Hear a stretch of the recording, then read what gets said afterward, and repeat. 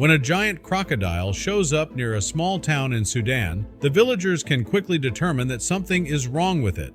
It is moving extremely slowly, and the belly looks unnatural. In an attempt to save it, the animal was cut open, revealing the contents of the stomach. But once it was exposed, nobody could believe what was inside. How did the crocodile even find this in the middle of nowhere? Before we start, smash the like button and make sure to subscribe if you haven't, and hit that notification bell so that you won't miss any new stories. Michael's heart was beating in his chest as he was slowly approaching the giant crocodile. He knows he is supposed to be the brave one, but he could barely contain his nerves. One wrong move and this could be the end of his story. But Michael knew what he had to do. He wanted to save this animal. With surgical precision, the stomach of the crocodile was sliced open, after which its contents were immediately on display. Michael's jaw dropped to the floor. How was this possible? But was Michael in time to save the giant crocodile? What did he find inside of it, and why did he even feel the need to try and save this dangerous creature? In the muddy rivers of the Nile, crocodiles are not an uncommon sight whatsoever. They have been living here for many years. These apex perpetrators patrol the waters looking for their next meal, and locals are in a constant battle of survival with these extremely dangerous animals. Oftentimes, they avoid each other as much as possible. Children of local villagers are taught from an early age to stay away from the area where the crocodiles are most likely to be. Nothing good can come from a face-to-face confrontation. At least that is what everybody always assumes. Michael is a 38-year-old man who has lived in a small village in Sudan all his life. This is also the place where he met his wife, with whom he started a family. The village is close to the Nile River, and Michael's family has a small farm on which they can produce enough food to sustain themselves almost 3 times over. Michael is perceived as an amazing person by the villagers, but he also has a reputation for another noteworthy personality trait of his fearlessness. His family in particular knows this better than anyone. Most of the time, Michael was successful in his actions, and the town loved him for it. You could almost say he was their unofficial leader. And that is why, when this particular situation arose recently, they all turned to Michael to decide what to do next. Even though the small village was close to the Nile, they didn't have to deal with threats from the water like crocodiles or hippopotamuses often. They mostly just stayed in the river. The villagers also know they should not come too close to certain stretches of the river. In this way, they avoid danger until this day. Today, one of these dangerous creatures had ventured its way beyond the riverbed. This had never happened since Michael lived in the village. That the animal had come out of the river was already a problem, but there was more to it. It positioned itself in one of the worst possible posts. An absolutely enormous crocodile with a belly as big as any of the villagers had ever seen had crawled out of the river, and there was a big problem. It laid itself down in the passage the villagers had made to let water flow from the Nile to their farms. The crocodile was blocking almost all of the water now, meaning their crops were not getting enough water. Some women were going to the river to wash their clothes. There they spotted the giant creature. They were in shock, but then they found something out. After taking a better look, they saw the crocodile was blocking their water supply. The women immediately turned to Michael to figure out a solution. Michael immediately came into action. There was no time to lose.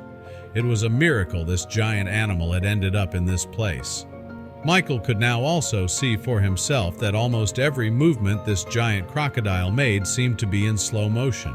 A lot of options were discussed between the villagers, and one of the most prominently suggested ideas was to kill the animal and get everybody to help move it after that. But Michael was very much against this. From a young age, Michael was taught the value of life, and killing this abnormally large crocodile would be an unnecessary waste in his eyes.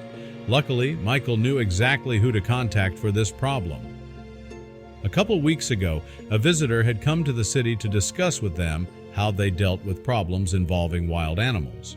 This came in very handy now. This man could help Michael to save this giant crocodile. The man was a wildlife conservatism and had tried to convince them to avoid killing large and rare animals as much as possible, and if they really had a problem that they should call him first. So that's what Michael did. He called the man to ask for his help. The wildlife conserver named Jason had come to Sudan from the UK and was tasked with preserving the life of rare animals as much as possible. The villagers could not wait that long to get their water supply back working. They needed to do something new, and with the news that Jason would not be able to make it to them in time, the idea of killing the crocodile was back on the table again. Jason begged and pleaded to let the animal live, even promising to send some additional food packages to the village as a reward. Killing this animal would be great in the short term, but that is never how Michael thought about a situation. Michael is a person who can oversee situations well and thinks about long-term consequences. After some convincing, the village, some reluctantly, agreed with Michael. But now that they had decided to save the animal, one big question remained. How? Jason could only be in the village in 2 days. That would take too long. They had to think of another solution. He got the leading vet of the gator world in the US on the line for a video call with Michael. This way they could show her the animal, and she could hopefully advise them on what to do next. Michael started walking around the animal, filming it so that the vet could examine it as best as possible. After taking a good look at the crocodile, the vet was able to quickly identify what was probably wrong with the animal. Its stomach had a very unnatural bulge to bite, and by where the bulge was located, the vet determined that something was most likely blocking the entrance to the crocodile's stomach. The crocodile had most likely swallowed something that it could not digest. This could be making the animal very sick and explain why it was unable to move. It simply had no energy anymore. But what had this crocodile swallowed? And what could Michael and the other villagers do to solve this problem? The vet informed Michael that the only way they would be able to save this animal is by getting this unknown object out of the crocodile. Someone would have to carefully cut the crocodile open and extract the object. This was a very dangerous job. Michael told the other villagers what the vet had said. He felt the eyes of everybody in the village immediately land on him. He knew that none of them were going to be willing to take this risk, and he could not blame them one bit. Michael would have to cut open the crocodile himself. No one else would do the job. Luckily, he did manage to convince the other villagers to help restrain the crocodile. This was very important for Mitchell's safety. They went back to the village to get the necessary supplies. The villagers gathered a lot of stuff: ropes to tie up the mouth and cloth to put over its eyes. They also planned to pin its body down on the ground by pulling ropes over the animal and then pinning these ropes in the ground. This was to ensure that the crocodile could not move. The villagers had returned to the crocodile and started tying it up according to the plan. It was a big operation, but the crocodile barely put up any kind of fight. Even more evidence of the bad condition it was in. When Michael felt like it was safe enough, he went to work. The vet was still on the video connection, and another villager filmed Michael so that the vet could give him instructions. This way, Michael knew what he had to do to save the crocodile.